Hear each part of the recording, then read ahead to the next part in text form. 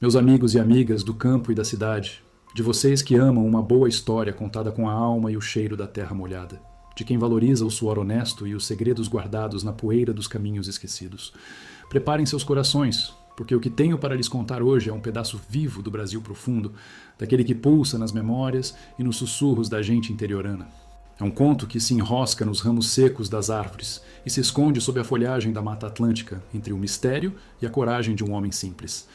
Antes que eu comece a desenrolar essa fita de lembranças, que tal me ajudar a espalhar esses causos? Deixe um gostei e se inscreva no canal para que mais olhos e ouvidos curiosos possam se achegar a essas narrativas que aquecem a alma. Conto com vocês para manter viva a chama da nossa memória. A Fazenda Água Clara, como o próprio nome sugeria, era um refúgio de paz, onde as águas cristalinas dos ribeirões serpenteavam por entre os pastos verdejantes, alimentando a vida e o gado que era o sustento de Joca. Naquele pedaço de chão mineiro, encravado na década de 1950, o tempo parecia ter preguiça de passar. O sol nascia a leste, tingindo o céu de tons alaranjados e anunciando mais um dia de labuta, e se punha a oeste em um espetáculo de cores que Joca, apesar de sua rotina árdua, nunca se cansava de admirar. Ele era João Batista, mas desde menino o apelido de Joca grudara nele como musgo em pedra. 40 e poucos anos nas costas, a pele marcada pelo sol inclemente e pelo vento que soprava do sertão, as mãos grossas e calejadas, cada sulco um testemunho silencioso de anos a fio domando a terra, plantando e colhendo, criando e cuidando. Viúvo há quase uma década, a ausência de Marieta, sua esposa, ainda era uma sombra alongada que se esgueirava pelos cantos da casa, nos cheiros que o vento trazia, nas lembranças de um riso que já não existia. Joca preenchia esse vazio com o trabalho, com o cheiro de terra molhada e a visão dos seus rebanhos pastando em paz. A vida em Água Clara era simples, ditada pelo ritmo da natureza. O mugido distante do gado, o canto dos pássaros ao amanhecer, o coachar dos sapos nas noites quentes, esses eram os sons que embalavam a existência de Joca. Ele era um homem de poucas palavras, um observador atento cujos olhos, cor de mel, viam mais do que a boca proferia. Sua única companhia humana mais frequente era a de Ana, uma mulher que parecia saída de um livro antigo, de uma beleza que se destacava na aspereza do campo, e um olhar que carregava a profundidade dos segredos incontáveis. Ela morava sozinha numa propriedade vizinha, mais isolada ainda que a de Joca, e entre eles havia uma amizade que dispensava discursos, construída sobre o respeito mútuo e a compreensão das solidões de cada um. Ana era um mistério para todo o vilarejo de São Miguel do Brejo. Um lugar tão pequeno que, se você piscasse os olhos, poderia passar sem vê-lo. Diziam que era forasteira, que tinha vindo de longe, carregando consigo uma história que ninguém conhecia e que a tornava, ao mesmo tempo, fascinante e um tanto amedrontadora para os mais supersticiosos. Aquele dia começou como tantos outros, com o Joca no curral antes mesmo de o sol espreitar por trás das serras. Mas o céu, que se mostrava azul e limpo pela manhã, foi escurecendo à medida que o dia avançava. Nuvens carregadas, como montanhas de algodão cinzento, foram se empilhando no horizonte, anunciando uma tempestade que se armava. Pelo fim da tarde, o vento já soprava com fúria, chicoteando as folhas das árvores e levantando poeira vermelha dos caminhos. Joca, com a experiência de quem lia os sinais da natureza como a palma da própria mão, recolheu o gado, fechou as janelas da casa e preparou-se para a fúria do céu. A noite caiu como um pano preto e grosso, trazendo consigo a tempestade em toda a sua voracidade. Raios cortavam o céu, iluminando a fazenda em flashes rápidos e sinistros, seguidos por trovões que faziam tremer o chão e a alma. A chuva desabava impiedosa, transformando o terreiro em um mar de lama. Joca estava sentado à mesa da cozinha, observando a dança frenética da chuva contra os vidros embaçados, quando um som inesperado o fez pular. Não era o vento, nem o rangido da casa. Era uma batida forte, insistente, na porta da frente. No meio daquela tormenta, quem poderia ser? Com a lamparina em uma das mãos, Joca caminhou hesitante até a porta. O coração batia apressado no peito. Ao abri-la, a figura que surgiu na soleira o fez recuar um passo. Era Ana, completamente encharcada, os cabelos pretos grudados ao rosto pálido, os olhos arregalados de um terror que ele nunca vira nela antes. A beleza que a distinguia estava obscurecida por uma angústia profunda, quase desesperadora. A luz da lamparina tremeluzia, revelando o pavor estampado em suas feições. "Joca!" ela exclamou. A voz embargada, quase um sussurro que mal conseguia competir com o barulho ensurdecedor da chuva. Preciso que você guarde isso." Das mãos tremelicantes, ela estendeu-lhe um envelope amarelado, um pouco úmido pela chuva, mas ainda lacrado e intacto. O papel, envelhecido, parecia conter segredos antigos, algo pesado e intocável. Joca pegou o envelope, sentindo o peso das palavras não ditas. Ele tentou puxá-la para dentro, para abrigá-la da tempestade que açoitava tudo ao redor. Entre, Ana! Você está gelada, vai pegar uma febre! Mas ela balançou a cabeça, um movimento rápido e negador. Seus olhos, antes só de medo, agora carregavam uma determinação fria, quase assustadora. Não dá tempo, Joca. Só me escute, por favor, é importante.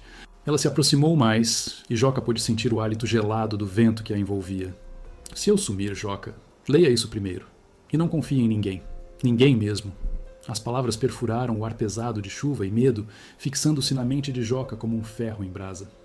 Antes que ele pudesse formular uma pergunta, antes que pudesse sequer processar a gravidade daquelas frases, Ana virou-se abruptamente. Ela correu de volta para a escuridão da noite, para o abraço violento da tempestade que a engoliu em segundos. Joca chamou, o nome dela se perdendo no rugido do vento, mas ela já havia desaparecido, deixando-o ali, parado na porta, com o envelope úmido nas mãos e um turbilhão de perguntas na cabeça. O que Ana queria dizer com "se eu sumir"? E por que essa advertência de não confiar em ninguém? O terror em seus olhos era real, palpável. Ele fechou a porta, encostando-se nela, o coração descompassado. O envelope parecia pulsar em suas mãos, uma caixa de Pandora prestes a ser aberta. A noite seguiu, longa e insone para Joca. A tempestade amainou por volta da meia-noite, deixando apenas o gotejar persistente da água dos beirais e o lamento suave do vento. Ele tentou dormir, mas as palavras de Ana e a imagem de seu rosto aterrorizado se repetiam incessantemente em sua mente. O envelope repousava sobre a pequena mesa de cabeceira, um objeto inerte que, estranhamente, irradiava uma energia pesada. O galo cantou no alvorecer, anunciando uma nova manhã. O sol, tímido, começou a surgir, limpando o céu das nuvens pesadas e revelando uma fazenda lavada pela chuva, um mundo renovado. Joca levantou-se antes do costume, a apreensão corroendo-o por dentro. Ele precisava ver Ana, entender o que se passava. Vestiu suas roupas de trabalho, tomou um café apressado e saiu. O caminho para essa fazenda dela, que normalmente levava uns 20 minutos a cavalo, parecia agora uma eternidade. Ao se aproximar da propriedade de Ana, uma sensação estranha e gélida o invadiu. A fazenda dela, usualmente silenciosa, estava agora mergulhada em um silêncio ainda mais profundo, um silêncio que gritava a ausência. Ele chamou por ela, a voz grave ecoando no vazio. Nenhuma resposta. A casa, embora fechada, parecia desabitada. Ele circundou o local, verificou o curral. Vazio. Nenhum sinal dela. A carroça de Ana, que costumava ficar sob o telheiro, não estava lá. Ela havia partido. O coração de Joca apertou-se em um nó. As palavras de Ana, proferidas sob a fúria da tempestade, ganharam um peso aterrorizante. Se eu sumir, Joca, leia isso primeiro. Ela havia sumido. Sem vestígios, sem explicação, apenas com o rastro do medo e aquele envelope. Uma injustiça parecia ter se abatido sobre Ana, e agora, por consequência, sobre ele, Joca sentiu o peso da responsabilidade, o fardo daquela promessa feita na calada da noite. O vilarejo de São Miguel do Brejo, pequeno e pacato, parecia esconder mais do que suas aparências revelavam. O sumiço de Ana não era algo comum, não em um lugar onde todos se conheciam, ou pelo menos acreditavam conhecer. Ele retornou para a água clara, a cabeça fervilhando de pensamentos. O que fazer? Ele era um fazendeiro, um homem da terra, não um desvendador de mistérios. Mas a face aterrorizada de Ana, a urgência em sua voz, o envelope em sua mão, tudo isso o impedia de virar as costas. Aquele papel, selado por um medo tão profundo, era a única coisa que restava de Ana, a única voz dela. Ele se sentou à mesa da cozinha, os olhos fixos no objeto. Era mais do que um envelope. Era um chamado, um destino que se abatera sobre ele. Era um peso em sua alma, um segredo que Ana confiara a ele, e ele sabia, no fundo do seu ser rústico e honesto, que não poderia falhar. De que cidade você está assistindo a essa história? De que canto do mundo essa narrativa chega aos seus ouvidos? Com as mãos calejadas, Joca pegou o envelope. A injustiça do desaparecimento de Ana, o temor que ela carregava, tudo isso se concentrava ali, naquelas poucas folhas de papel. Ele sentia que ali dentro não havia apenas palavras, mas um clamor, um pedido de socorro que ele, Joca, o fazendeiro recluso, precisava atender. Era a esperança, frágil como um broto recém-nascido no solo árido, que ele tinha de encontrar a verdade por trás do sumiço dela. O elemento transformador estava bem ali, em suas mãos. Era a chave para desvendar o que aconteceu com Ana. o fio de uma meada que poderia levá-lo para muito além dos limites de sua fazenda e de sua vida pacata. Com um suspiro pesado, os dedos trêmulos, Joca começou a quebrar o lacre. O que estaria escrito ali, nas entrelinhas de um destino incerto? O lacre se rompeu com um som sutil, quase um lamento abafado no silêncio da cozinha. Joca abriu o envelope com as mãos trêmulas, revelando não apenas uma carta, mas várias folhas de papel amarronzado, algumas com a caligrafia elegante de Ana, outras contendo desenhos, rabiscos e até mesmo um pequeno mapa tosco do que parecia ser a região ao redor de São Miguel do Brejo, com algumas marcações estranhas. A primeira folha, escrita com uma urgência que saltava aos olhos, era a voz de Ana, vinda de um lugar desconhecido, ecoando na casa vazia. Meu caro Joca, a carta começava, e a formalidade vinda de Ana já anunciava a gravidade. Se você está lendo isto, é porque o pior aconteceu. Peço perdão por lançar sobre seus ombros um fardo tão pesado, mas você é o único em quem confio nesta terra, o único com a retidão e a coragem para ver isso até o fim. Fui tola em acreditar que poderia desvendar sozinha os segredos que se aninham nas raízes desta terra, os segredos de coronéis e suas famílias. Eu vinha investigando há meses o sumiço de algumas pessoas, famílias inteiras que simplesmente desapareceram como fumaça no vento. Começou com os Martins, há 5 anos. Depois os Siqueira, no ano passado. Sempre fazendeiros menores, com terras cobiçadas, especialmente aquelas ricas em pedras preciosas ou em locais estratégicos para a passagem de rotas de comércio ilícito, coisa que ninguém ousava comentar em voz alta. Mas eu, que não sou daqui, não carrego os medos ancestrais que aprisionam os moradores deste vilarejo. O destino dos Martins, do Siqueira e de outros não foi a fuga como o povo murmura, mas o silenciamento.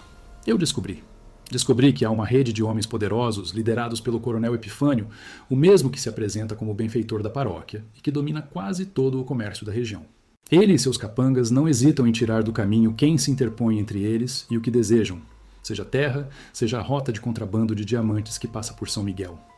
O mapa que lhe deixo, Joca, aponta para locais onde acredito que as terras das famílias desaparecidas convergem para um único interesse oculto. Um interesse que Epifânio está disfarçando sob o pretexto de novos investimentos agrícolas. As marcações são pontos-chave, onde a geologia indica a possibilidade de jazidas de pedras preciosas, e também onde o rastro dos desaparecidos se perdeu. Eu sei demais. Eles sabem que eu sei. Senti os olhos deles sobre mim, as sombras se alongando. Tentei reunir provas, juntar testemunhos, mas o medo é um veneno que corrói a alma do povo daqui. Ninguém fala, ninguém vê. Mas eu encontrei um antigo diário, de um topógrafo que trabalhou para o pai de Epifânio. E ali há referências a terras cobiçadas, a acidentes e a um grande segredo que deveria ser mantido a 7 chaves. Esse diário está escondido na parede falsa da velha capela abandonada, perto da Gruta das Andorinhas. É a prova que pode desmascarar Epifânio. Mas é perigoso, Joca. Eles não vão medir esforços para me silenciar. E agora, talvez, você também esteja em perigo por ter me ajudado. Não confie em ninguém, nem no delegado Moreira, pois suspeito que ele tem laços com Epifânio, seja por medo ou por corrupção. Você é um homem honesto, Joca, e por isso escolhi você. Por favor, encontre o diário, revele a verdade. É por todos que foram engolidos pela escuridão, é pela justiça. Que Deus o guarde, com a esperança de que a verdade prevaleça, Ana. Joca sentiu um frio percorrer sua espinha, mais intenso que o da noite anterior. Coronel Epifânio. O nome ecoava na sua mente como um trovão distante. Epifânio era uma figura quase mítica na região, um homem de poder e influência, dono de vastas propriedades e de um prestígio que beirava a adoração por parte de alguns, e o temor silencioso por parte de outros. Ele sempre se mostrara benevolente, um patrono das festas da igreja, um homem que sempre tinha uma palavra amigável e um conselho para quem precisava. Pensar que por trás daquele sorriso cordial poderia se esconder um assassino, um ladrão de terras e vidas, era algo que a mente simples e honesta de Joca custava de aceitar. A carta de Ana era uma bomba, um vulcão adormecido que ela, com sua coragem destemida, havia cutucado até que ele entrasse em erupção. Joca rechaçou as folhas como se elas queimassem. Um misto de choque, indignação e um medo genuíno o invadiu. Por que ele? Por que Ana havia jogado essa responsabilidade em suas mãos? Ele era um fazendeiro, um viúvo recluso, não um justiceiro. Sua vida era a terra, o gado, a tranquilidade de sua fazenda. Mergulhar nos segredos obscuros de Epifânio significava entrar num mundo que ele não conhecia, um mundo de violência e corrupção, onde um homem simples como ele poderia ser esmagado sem dó nem piedade. Não, murmurou Joca, balançando a cabeça. Isso não é para mim. Seu primeiro impulso foi queimar a carta, destruir qualquer vestígio daquela confissão explosiva, apagar o problema, voltar para a paz de sua ignorância. Era o caminho mais fácil, o mais seguro, mas a imagem de Ana, pálida e aterrorizada sob a chuva, as palavras, se eu sumir, Joca, leia isso primeiro, e não confie em ninguém. Gravadas em sua mente, impediam-no. Ele não era um covarde. A retidão de caráter, a honestidade que Ana havia enxergado nele, não permitiriam que ele se esquivasse. Mas a resistência era forte. Ele não sabia por onde começar, não tinha a menor ideia de como sequer se aproximar de um homem como Epifânio, muito menos de desmascará-lo. Ele guardou a carta de volta no envelope, escondeu-o bem no fundo de uma gaveta velha no guarda-roupa, como se, ao tirá-la de vista, pudesse tirar o problema da mente. Os dias seguintes foram um tormento. O sumiço de Ana não demorou a se espalhar por São Miguel do Brejo como um rastilho de pólvora. As conversas nas vendas, nas portas das casas, no caminho da igreja, giravam em torno dela. A forasteira sumiu. Não disse que essa mulher tinha coisa errada. Ela era muito diferente. Nunca se misturou direito. O burburinho era inevitável. E com ele, os olhares. Joca era o vizinho mais próximo de Ana, o único com quem ela parecia ter alguma intimidade. E era ele quem as pessoas procuravam primeiro. Quem o delegado Moreira, com sua postura sempre solene e um tanto apática, abordou quando veio à fazenda Água Clara. Então, Joca, nenhuma notícia da dona Ana? Perguntou o delegado. Um homem corpulento com um bigode farto e um olhar que parecia sempre cansado. Ele estava sentado à mesa da cozinha de Joca, tomando um café forte, oferecido por Joca mais por obrigação do que por cordialidade. Ninguém a vê desde a noite da tempestade, sabe? E me disseram que ela esteve por aqui, na sua porta. É verdade? Joca sentiu um arrepio. A mentira engasgou em sua garganta. Esteve sim, delegado. Veio pedir um pouco de sal, acho. Estava sem. O delegado Moreira inclinou a cabeça, os olhos semicerrados. Sal? No meio daquela tempestade medonha? Não parece um motivo muito plausível para uma mulher sair de casa em um temporal desses, Joca. A gente sabe que ela era um tanto excêntrica, mas não a ponto de se arriscar por um punhado de sal. E depois sumir sem mais nem menos? O que ela estava fazendo na sua fazenda, de fato? A pergunta direta pegou Joca desprevenido. Ele suou frio, sentindo o peso do envelope escondido no guarda-roupa. Como se o delegado pudesse ler seus pensamentos. Ela estava assustada com a tempestade, delegado. Quis um abrigo rápido. Disse que ia logo para casa depois. Nem ficou direito. A mentira saiu truncada. E Joca sabia que o delegado não havia acreditado de todo.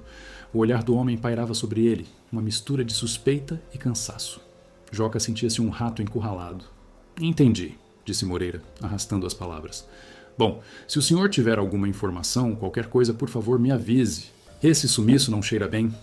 Dona Ana não tinha família por aqui, mas a gente tem de investigar, não é mesmo? É o meu dever. A visita do delegado foi apenas o começo. Os olhares de desconfiança nos olhos dos poucos vizinhos que o encontravam, os murmúrios abafados quando ele passava pela venda, tudo isso começou a corroer a paz de Joca. Ele sempre fora respeitado, um homem de bem, trabalhador. Agora, sentia-se um pária, um suspeito. O julgamento da sociedade era um peso invisível, mas real, que se somava à pressão da carta de Ana.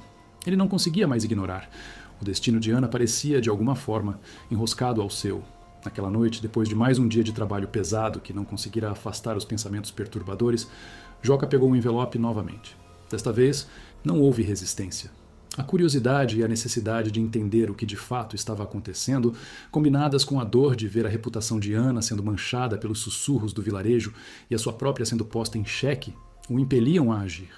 Ele precisava fazer justiça por Ana e por si mesmo. Ele relia cada palavra, cada detalhe, cada traço no mapa tosco. As marcações, os nomes das famílias desaparecidas, a menção ao coronel Epifânio, tudo começava a se conectar em sua mente de forma perturbadora. A parede falsa da velha capela abandonada, perto da Gruta das Andorinhas. A Gruta das Andorinhas era um local conhecido, mas a capela abandonada, nem tanto. Ficava escondida, quase engolida pela mata densa. Era um lugar lúgubre, evitado pelos supersticiosos. A aproximação entre Joca e o mistério não era mais uma questão de escolha, mas de necessidade. Ana havia depositado sua última esperança nele, e ele sentia o calor daquele fardo, agora menos pesado pela dúvida e mais pesado pela urgência da responsabilidade. Ele estava furioso. Furioso com Epifânio, se a carta fosse verdadeira. Furioso com a covardia do povo. E, no fundo, furioso por ter sido arrastado para aquilo. Mas a fúria, ele percebeu, era um motor. Ele pegou a lamparina, uma mochila velha e começou a preparar-se. Guardou alguns mantimentos, uma faca afiada, um cantil de água. O mapa de Ana, rabiscado com urgência, era seu guia. A capela abandonada seria seu primeiro destino. Ele não sabia o que encontraria, mas sabia que não podia mais voltar atrás. A injustiça era um nó apertado em sua garganta e ele estava decidido a desatá-lo, custasse o que custasse. Ele sentia que algo, ou alguém, estava observando, monitorando. O perigo era real, e Joca, o fazendeiro recluso, estava prestes a pisar em um terreno muito mais traiçoeiro do que qualquer pasto ou rio que ele já conhecera. A primeira luz do sol, ainda fraca, começava a despontar no horizonte quando Joca, com a mochila às costas e a determinação nos olhos, trancou a porta da fazenda à água clara e se embrenhou na mata escura. O diário, a verdade e talvez Ana o esperavam. A manhã ainda era úmida e fria quando Joca se embrenhou na mata, as botas afundando na terra molhada e as folhas secas crepitando sob seus pés. O cheiro de mato verde, de terra úmida e de orvalho pairava no ar. Uma sinfonia da natureza que, em outros tempos, lhe traria paz, mas que agora era apenas o pano de fundo para a urgência que lhe corroía o peito. A mochila pesava nas costas, mas o peso maior era o da responsabilidade que Ana lhe havia imposto. Ele, o homem que evitava na agitação do vilarejo e que preferia a companhia silenciosa do gado, estava agora a caminho de desenterrar segredos que poderiam custar sua própria vida. A trilha para a Gruta das Andorinhas era antiga, quase imperceptível, engolida pela vegetação densa. Joca conhecia cada atalho, cada pedra, cada árvore torcida que marcava o caminho. Aquela era a sua terra, o seu refúgio, mas agora se transformava em um labirinto de mistérios. Ele se lembrava de quando era menino, brincando por ali, assustando as andorinhas que faziam ninho nas frestas da gruta, e dos velhos que contavam histórias de tesouros escondidos e de almas penadas que rondavam a velha capela, hoje em ruínas, a poucos metros da entrada da gruta. A capela era um espectro do passado, suas paredes de taipa esfarelando, o telhado desabado, a cruz de madeira carcomida pelo tempo. Chegando à capela, Joca sentiu um arrepio. O lugar era de uma melancolia profunda, o silêncio apenas quebrado pelo pio de um pássaro solitário e pelo gotejar de água em algum canto. Ele se lembrava de ter ouvido falar de uma parede falsa em alguma parte da estrutura, mas nunca havia dado atenção aos boatos. Agora, com os olhos de Ana em sua mente, ele vasculhou cada recanto, cada fresta. A luz fraca que entrava pelas aberturas do telhado desabado mal clareava o interior. Ele tocou as paredes com as mãos calejadas, sentindo a textura áspera da taipa. Num canto mais escuro, atrás de uma pilastra de pedra coberta de limo, Joca notou uma pequena diferença na argamassa, um desnível sutil, quase imperceptível. Com a faca que carregava, ele começou a raspar a argamassa, a trabalhar com a paciência de quem desenterra uma raiz antiga. Depois de alguns minutos, um pedaço de madeira cedeu, revelando um vão estreito, escuro e úmido. Ali dentro, embrulhado em um pano velho e poído, estava o diário. Um livro de capa de couro desbotado, as folhas amareladas, o cheiro de mofo e tempo. O coração de Joca palpitou. Era real. Ana não estava delirando.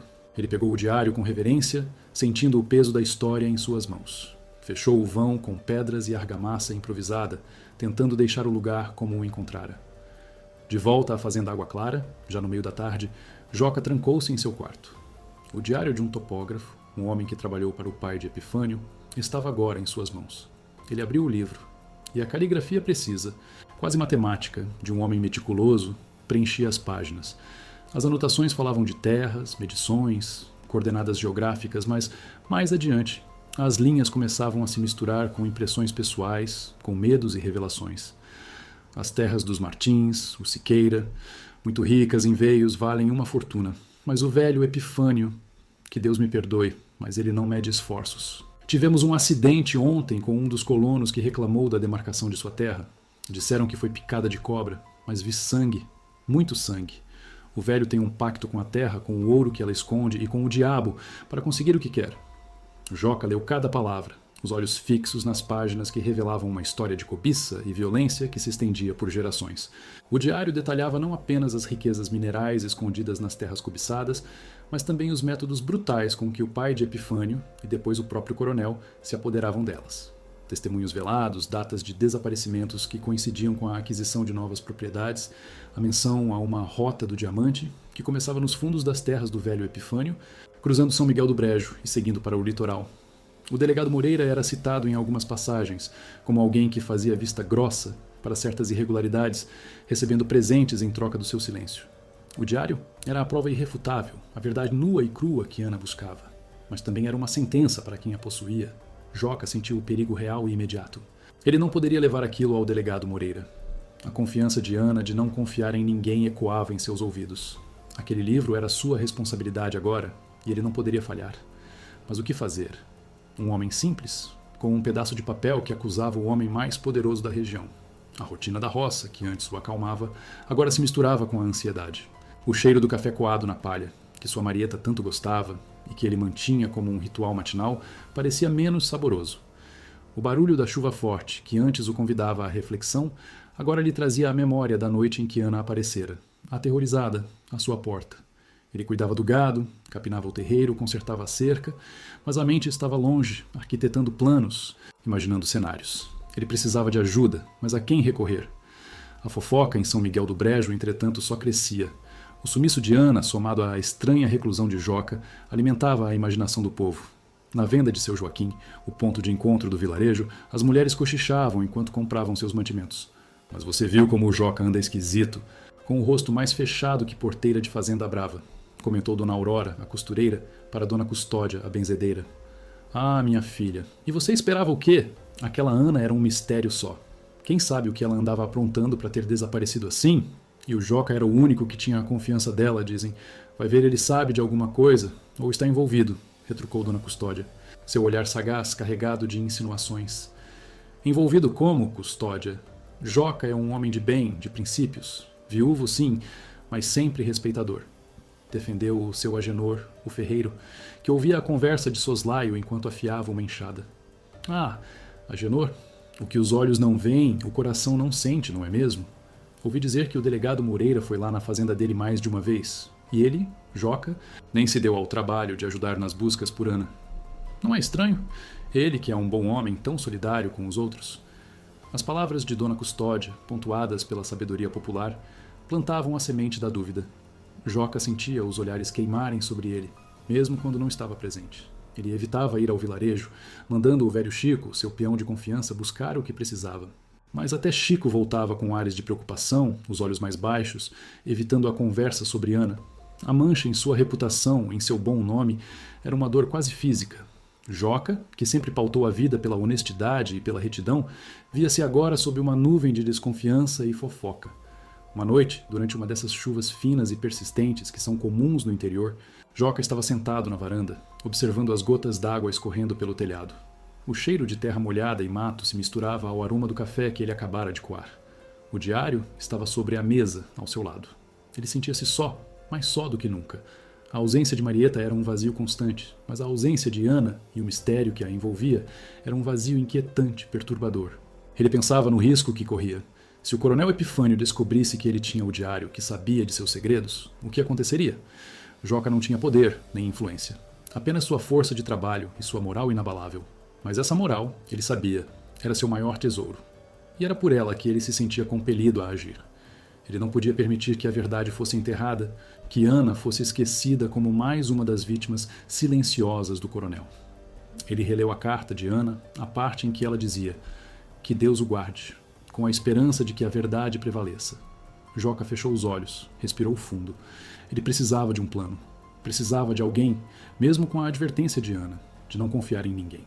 Mas a quem, se o próprio delegado estava comprometido? Seus pensamentos voaram para o velho padre Damião, o pároco de São Miguel do Brejo. Um homem de fé inabalável, mas também um homem prático, que vivia há décadas na região e que conhecia os segredos e as fraquezas de todos. O padre Damião era a personificação da igreja, que, por vezes, era a única instituição a se opor aos poderes coronelistas. Ele era respeitado, talvez temido, por sua autoridade moral. Será que ele poderia ser uma exceção à regra de Ana de não confiar em ninguém? O dilema o corroía. Joca olhou para a noite escura, para as luzes distantes do vilarejo que mal se viam.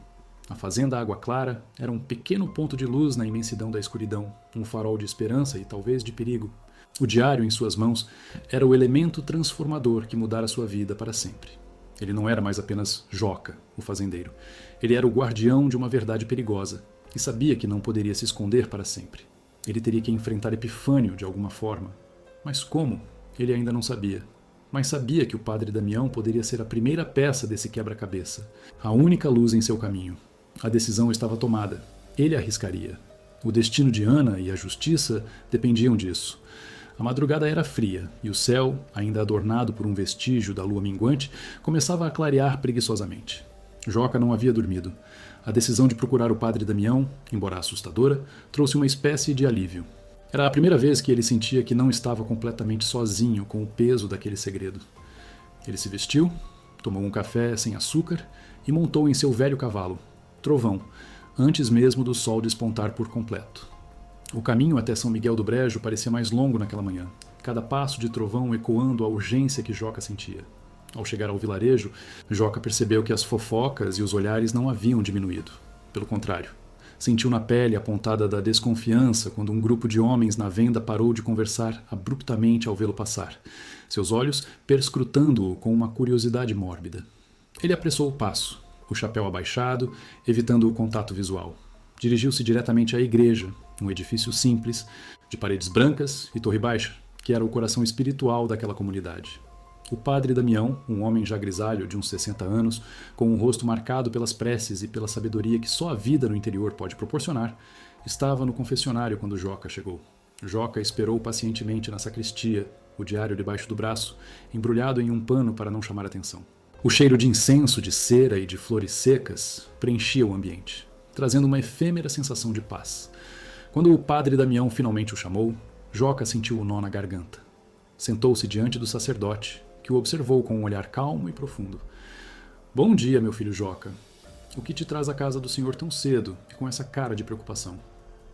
Joca respirou fundo e então, em poucas palavras, desabafou.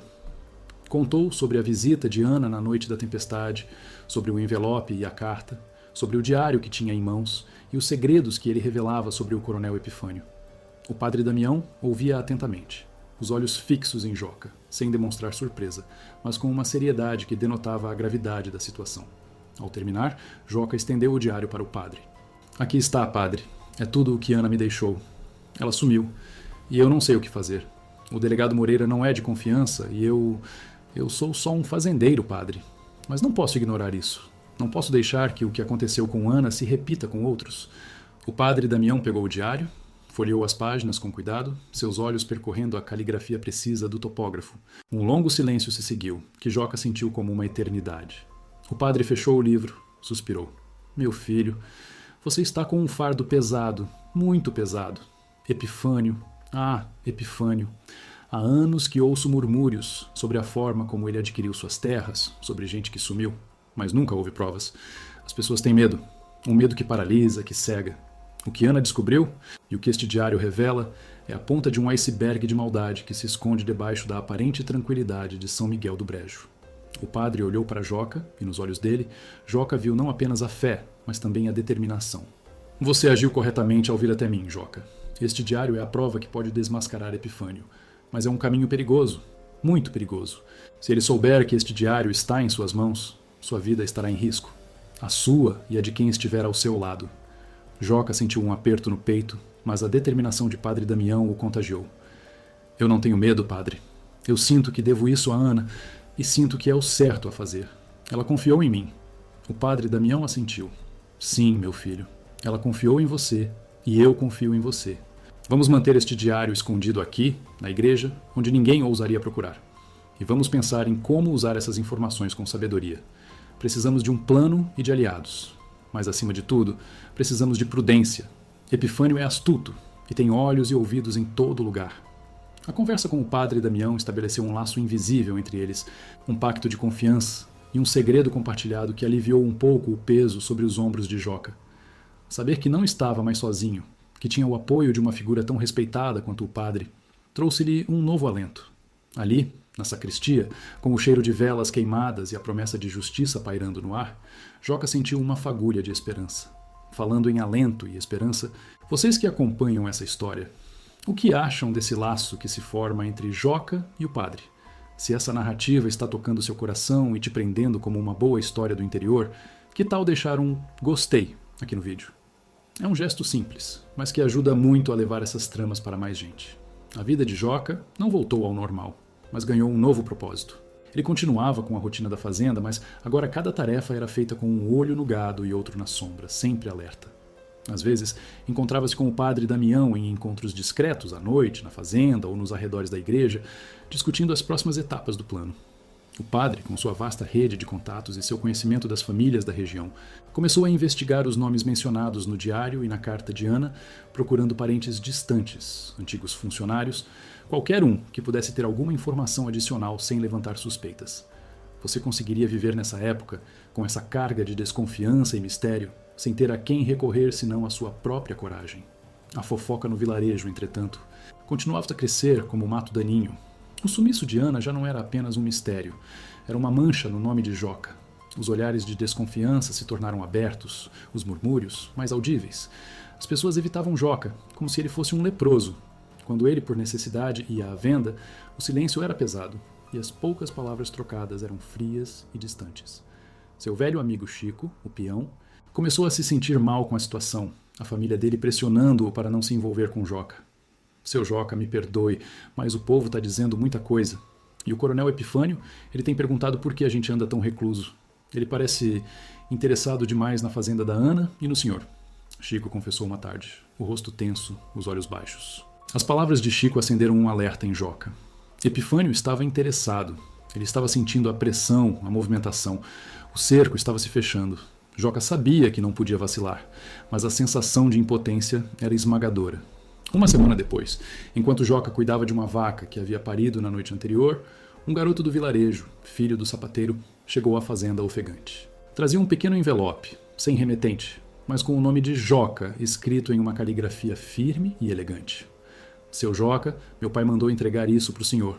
Disse que foi um homem de chapéu preto que pediu e pagou bem. Joca sentiu um calafrio. O homem de chapéu preto era um dos capangas conhecidos de Epifânio, um vulto sombrio que era a personificação da ameaça.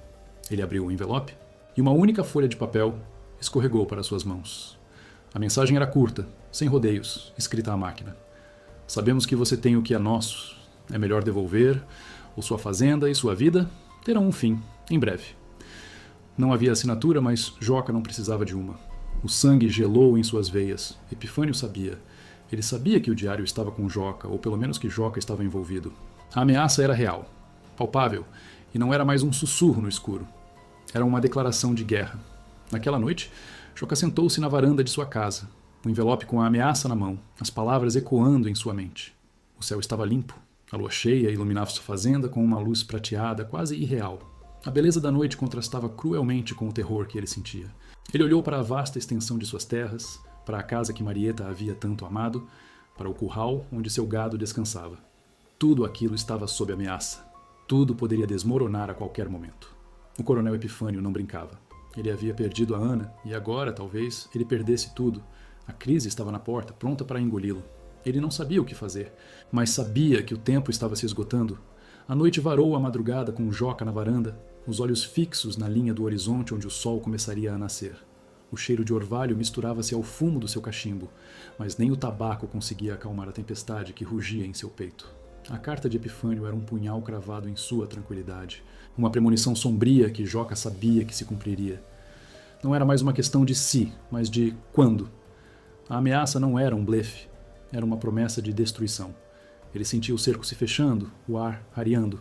O dia amanheceu, trazendo consigo um calor abafado e um silêncio pesado.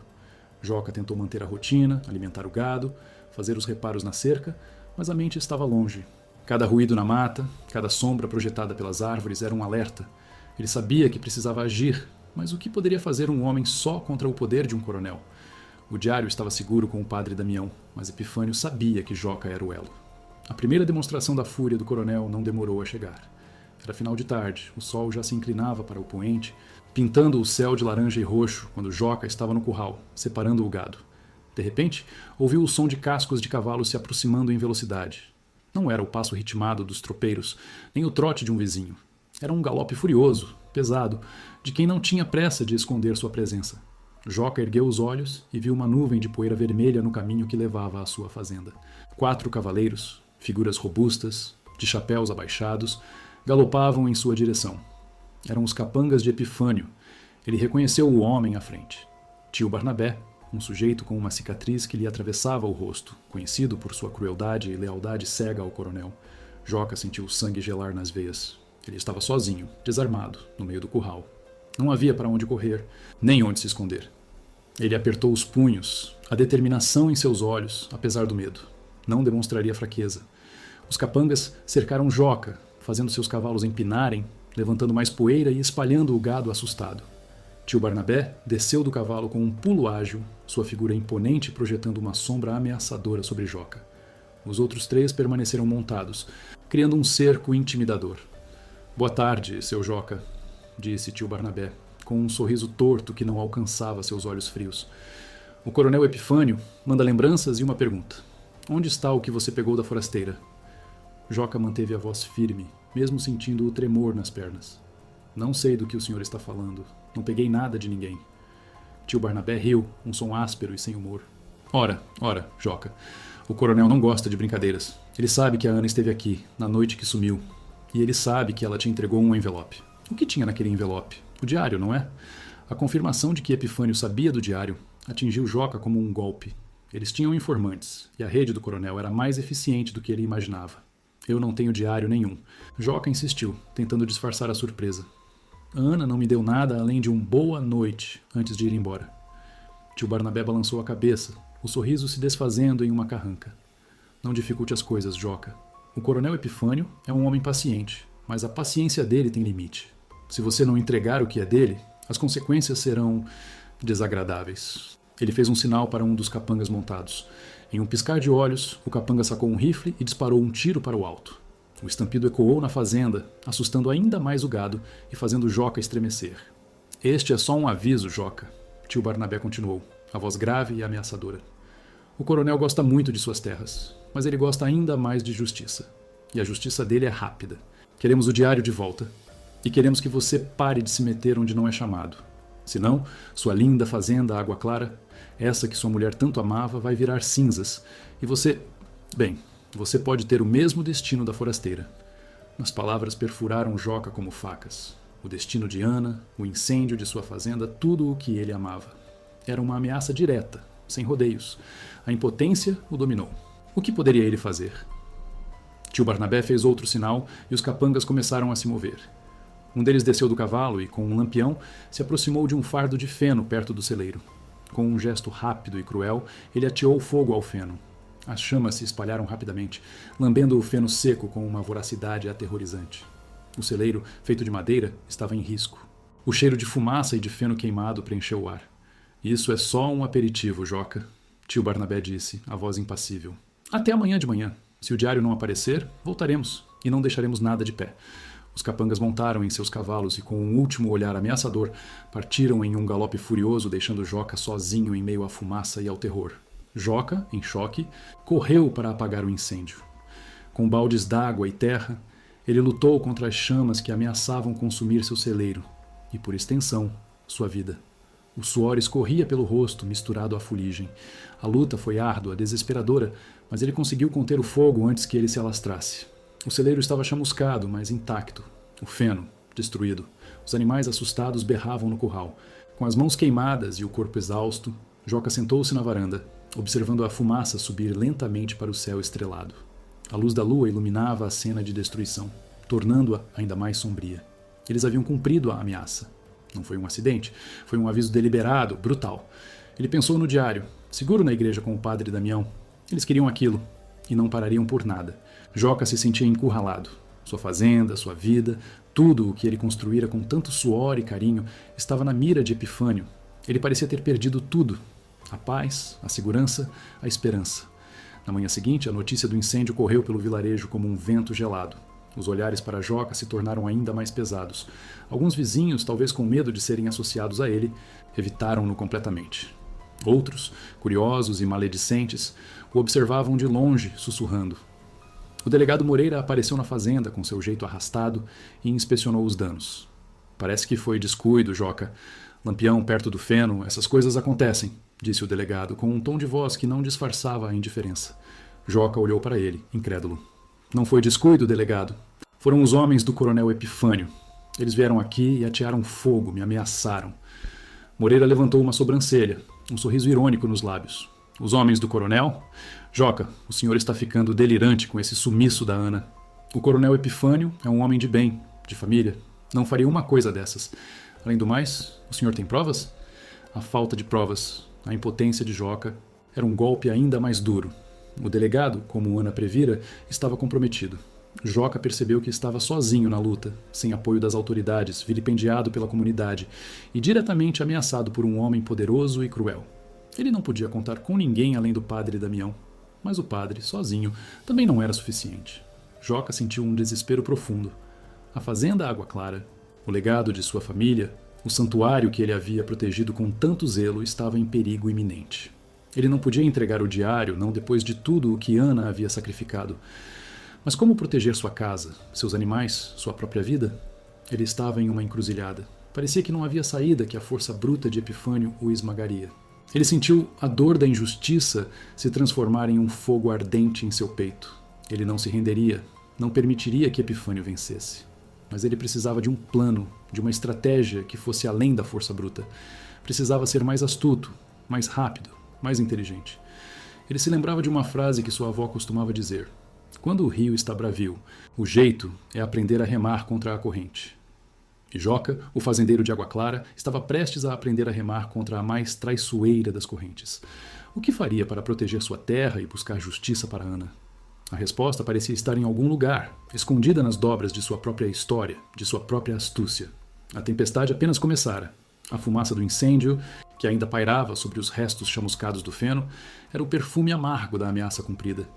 Joca sentia-se na beira de um abismo, mas o desespero de perder tudo acendeu uma chama de coragem em seu peito, uma determinação que ele não sabia que possuía. Ele passara a noite em claro, limpando os escombros, mas sua mente estava em outra parte, elaborando um plano. O padre Damião era seu único aliado confiável, e Joca sabia que precisava se encontrar com ele novamente, e rápido. Naquela mesma manhã, Joca cavalgou de volta para o vilarejo, a cicatriz recente do incêndio em sua fazenda servindo de combustível para sua resolução. Ele ignorou os olhares, os sussurros, a distância que as pessoas mantinham. Seu objetivo era claro: chegar à igreja. O padre Damião o esperava na sacristia com uma expressão grave. Joca soube do incêndio. Epifânio não brinca em serviço, disse o padre a voz baixa. Ele veio me buscar, padre. Quero o diário. Me ameaçou de novo. Disse que vai queimar tudo. Ele sabe que estou envolvido, padre. E o delegado Moreira, ele não vai mover um dedo. Estamos sozinhos. A voz de Joca estava carregada de uma urgência que o padre compreendeu de imediato. Sozinhos não, meu filho. Temos a verdade. E a verdade, Joca, é uma espada afiada, mas precisamos usá-la com sabedoria. Epifânio tem poder e dinheiro, mas a reputação dele perante a comunidade é importante. Ele se alimenta da admiração do povo, da imagem de benfeitor. Joca parou e uma ideia, ousada e perigosa, começou a tomar forma em sua mente. E se essa imagem for quebrada, padre? E se o vilarejo inteiro souber quem ele realmente é? O padre o olhou e um brilho de compreensão acendeu em seus olhos. É um risco, Joca, um risco enorme, mas pode ser a única maneira de confrontá-lo sem ser esmagado. Precisamos de um palco, de um momento em que Epifânio esteja exposto e que o diário seja revelado para todos. Eles elaboraram um plano. A data do batizado das crianças do vilarejo, dali a 2 dias, seria a ocasião perfeita. O coronel Epifânio sempre fazia questão de estar presente, doando vinho para a missa, fazendo uma pequena festa para as crianças, ostentando sua generosidade. Seria o momento em que a comunidade estaria reunida e Epifânio estaria no auge de sua pretensa glória. Joca voltou para a fazenda. Os dias seguintes foram uma mistura de apreensão e preparação silenciosa. Ele fez os arranjos necessários, conversou com Chico, seu peão, pedindo-lhe que estivesse de prontidão caso algo acontecesse, sem revelar a gravidade do plano. Chico, leal a Joca, assentiu, a preocupação em seus olhos. O dia do batizado chegou, trazendo consigo um sol forte e um calor abafado que pressagiava a tensão no ar. A igreja estava cheia. Mulheres em seus melhores vestidos, homens de paletó, crianças correndo pelos corredores. O burburinho era geral, mas cessou quando o coronel Epifânio entrou, acompanhado de sua esposa, Dona Eulália, uma mulher gentil e alheia às crueldades do marido. Ele caminhava com a postura altiva de sempre, distribuindo sorrisos e acenos, a encarnação do poder e da benevolência. Sentou-se no primeiro banco, um lugar de honra. Joca estava nos fundos da igreja, o coração batendo forte, o diário escondido debaixo de sua camisa, enrolado no pano velho. A missa transcorreu normalmente. O padre Damião conduziu a cerimônia com sua calma habitual. Joca observava Epifânio de longe, o ódio borbulhando em seu peito, mas a determinação o mantinha firme. Chegou o momento da homilia, e o padre Damião, em vez de falar das escrituras do dia, começou a falar sobre a verdade e a justiça, sobre o mal que se esconde sob a máscara do bem. Meus irmãos e irmãs, a voz do padre ecoou na igreja, séria e grave. Hoje, nesta casa de Deus, somos chamados a refletir não apenas sobre a pureza e a inocência destas crianças que batizamos, mas também sobre a pureza de nossas almas e a justiça de nossos atos. Há na nossa comunidade um mal que se esconde, um veneno que corrói a fé e a confiança entre nós. Há quem use a fé para encobrir a maldade, quem use o poder para oprimir os fracos, quem use a benevolência para esconder o crime. Um silêncio tenso tomou conta da igreja. As pessoas se entreolhavam, curiosas, apreensivas. Epifânio, no primeiro banco, mantinha o sorriso formal, mas um leve vinco apareceu em sua testa. Ele não estava acostumado com sermões tão diretos. Há semanas, uma de nós desapareceu. Ana, uma mulher que muitos não compreendiam, mas que era uma alma corajosa em busca da verdade. E essa busca, meus filhos, custou-lhe a liberdade e talvez a vida. Ela foi silenciada porque descobriu os segredos de um lobo em pele de cordeiro, que se alimenta do sangue e do suor de nossa gente. As palavras do padre causaram um burburinho. Epifânio, no primeiro banco, começou a mostrar sinais de irritação. Ele olhou para trás, para Joca, que estava de pé, os olhos fixos nele. E essa verdade, que Ana buscou, foi confiada a um homem honesto, um de vocês, que não teme a face do mal. Um homem que, mesmo ameaçado, não se dobra. Joca Batista. O padre apontou para Joca. Todos os olhos se voltaram para Joca. Epifânio, com um sobressalto, olhou de Joca para o padre, o sorriso completamente desfeito, substituído por uma fúria contida. Joca, sentindo o coração na garganta, caminhou até o altar. Ele tirou o diário de debaixo da camisa, desenrolando-o do pano velho. O padre Damião está falando a verdade. Ana, antes de sumir, me entregou a chave para a verdade. E essa chave é este diário. Ele ergueu o livro para que todos vissem. Este é o diário de um topógrafo que trabalhou para o pai do coronel Epifânio e que revela a verdade por trás de terras roubadas, de gente que sumiu, de diamantes contrabandeados. Este diário revela que o coronel Epifânio, o homem que se mostra tão bom e generoso, é o responsável pelo desaparecimento de Ana e de muitas outras famílias que foram engolidas pela ambição e pela crueldade dele.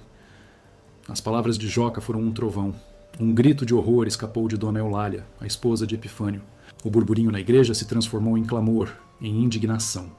As pessoas olhavam para Epifânio, o choque e a incredulidade estampados em seus rostos. Epifânio, vermelho de fúria, levantou-se abruptamente do banco, os olhos faiscando de ódio. Isso é uma calúnia, uma mentira. Esse fazendeiro está louco. Querem me destruir. Esse diário é uma falsificação. Eu vou acabar com vocês. Com você, Joca, e com você, padre. Os capangas de Epifânio, que estavam disfarçados entre o povo, começaram a se mover, tentando chegar a Joca e ao padre Damião. Mas o padre Damião, em um movimento rápido, segurou o diário e o ergueu, sua voz poderosa ecoando. Aqui estão as provas, nomes, datas, locais, as terras dos Martins, do Siqueira, o esquema dos diamantes, o delegado Moreira envolvido, tudo está aqui. A revelação do envolvimento do delegado Moreira causou ainda mais choque. As pessoas começaram a se revoltar, a gritar. O caos se instalou na igreja. Epifânio tentou avançar, mas os fiéis, tomados pela indignação, o detiveram.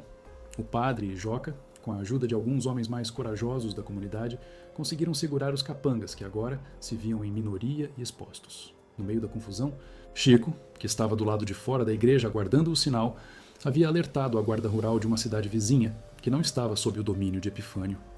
Em meio ao tumulto, os soldados da guarda rural, chamados por Chico e alertados pelo padre Damião de que Epifânio estaria presente no batizado, entraram na igreja.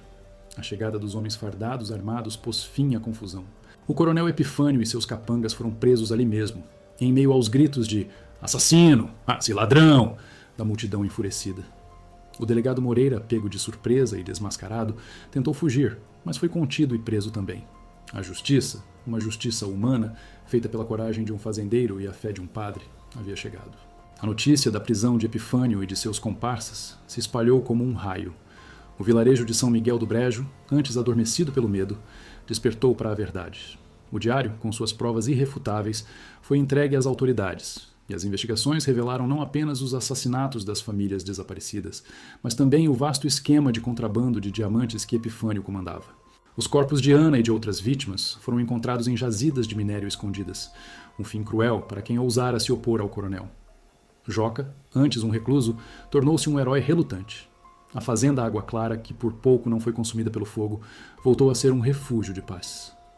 A injustiça havia sido confrontada, a verdade havia sido gritada para o mundo. Joca sentiu um alívio imenso, mas também um vazio pela perda de Ana. Ela havia sido a catalisadora de tudo, a mulher que, com sua coragem, desenterrou um segredo que custou sua vida, mas que trouxe justiça para tantos. Se você sentiu o peso da injustiça e a força da verdade, se essa história te tocou, comente aqui. Justiça por Ana. A crise havia passado. O coronel Epifânio e seus capangas aguardavam julgamento. E a verdade sobre as terras e os diamantes estava vindo à tona. A fazenda Água Clara estava segura. E a comunidade de São Miguel do Brejo, embora ainda abalada, começava a se curar, livre do jugo do medo. Mas e agora? Como Joca, o fazendeiro, prosseguiria sua vida? O amanhã era uma tela em branco. Ele havia cumprido sua promessa a Ana, mas o caminho adiante era incerto. A lembrança dela, no entanto, seria um farol, um lembrete constante de que a verdade, por mais escondida que esteja, sempre encontra seu caminho para a luz. A semente da mudança fora plantada e a vida, no interior de Minas Gerais, encontraria um novo ritmo, mais justo e mais honesto. Os meses que se seguiram à prisão do coronel Epifânio e seus comparsas foram como um rio que, depois de uma enchente avassaladora, volta lentamente ao seu leito, carregando os escombros, mas trazendo consigo a promessa de águas mais calmas e claras. São Miguel do Brejo, antes um vilarejo sufocado pelo medo e pela corrupção, respirava agora um ar mais puro, embora as cicatrizes daquele período sombrio ainda fossem visíveis na alma de sua gente. Para Joca, a vida na fazenda Água Clara começou uma lenta, mas profunda reconstrução. A honra que havia sido manchada pelas fofocas e pelas insinuações agora reluzia, mais forte do que nunca.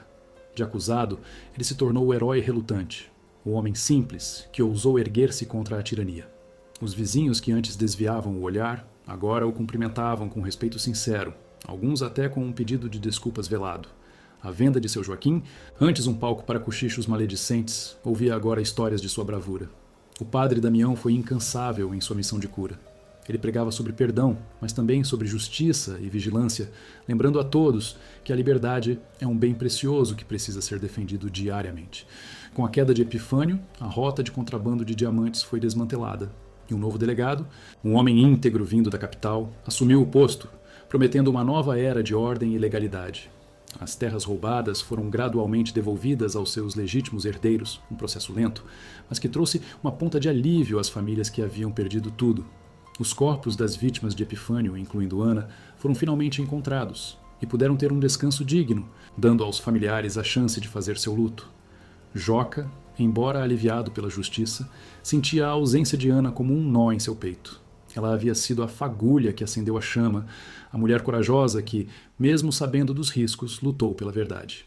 Ele ia sempre ao pequeno cemitério do vilarejo, ao lado da igrejinha, para levar flores frescas ao túmulo singelo de Ana, um túmulo que ele mesmo havia ajudado a cavar, sentindo cada pá de terra como um adeus. Em cada flor, em cada silêncio, ele agradecia a ela por sua coragem e por ter confiado nele. A fazenda Água Clara, chamuscada pelo fogo da ameaça de Epifânio, também renasceu. Com a ajuda de Chico, seu fiel peão, e de alguns vizinhos que agora se ofereciam para ajudar em um gesto de redenção, o celeiro foi reconstruído mais forte e seguro. As cercas foram refeitas e os pastos, que antes pareciam marcados pela fumaça, agora verdejavam sob um sol mais esperançoso. O simbolismo da renovação veio com a próxima safra. A colheita foi abundante. As plantações de milho e feijão renderam mais do que nos anos anteriores, como se a terra, liberta do mal que a assolava, tivesse respondido com uma bênção. Joca via na abundância da colheita não apenas o fruto de seu trabalho, mas a prova de que a vida sempre encontra um caminho para florescer, mesmo depois das mais duras tempestades.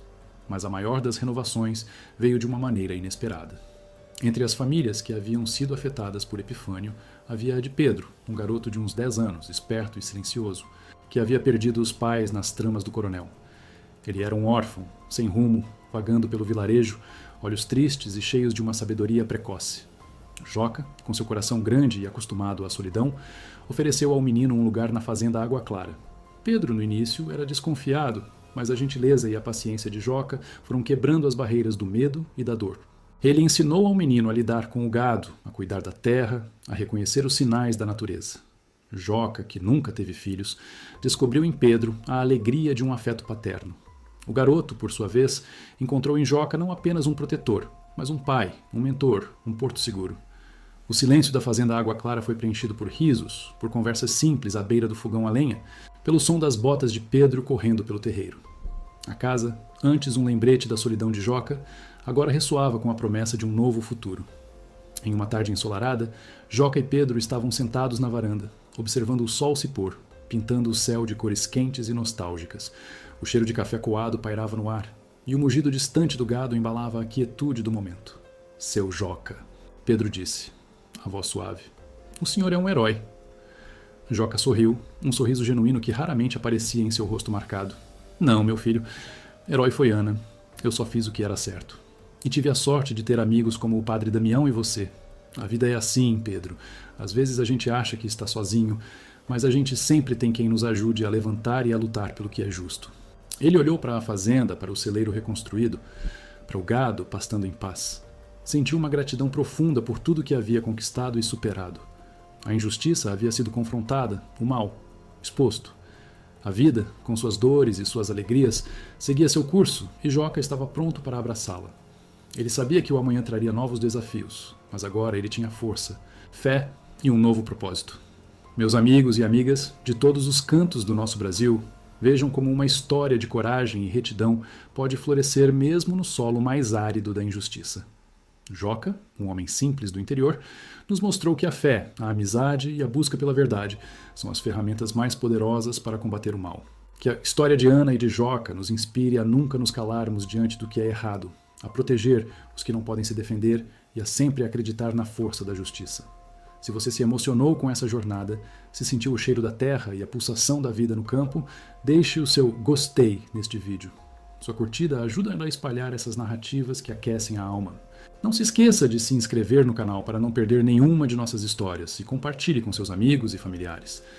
Vamos juntos manter viva a chama da nossa cultura e dos nossos causos. Que a fé e a esperança guiem seus caminhos e que a justiça sempre prevaleça em seus corações. Assim, com o sol se pondo e a promessa de um novo dia, Joca, o fazendeiro que se tornou guardião da verdade, encontrou a paz que tanto buscava.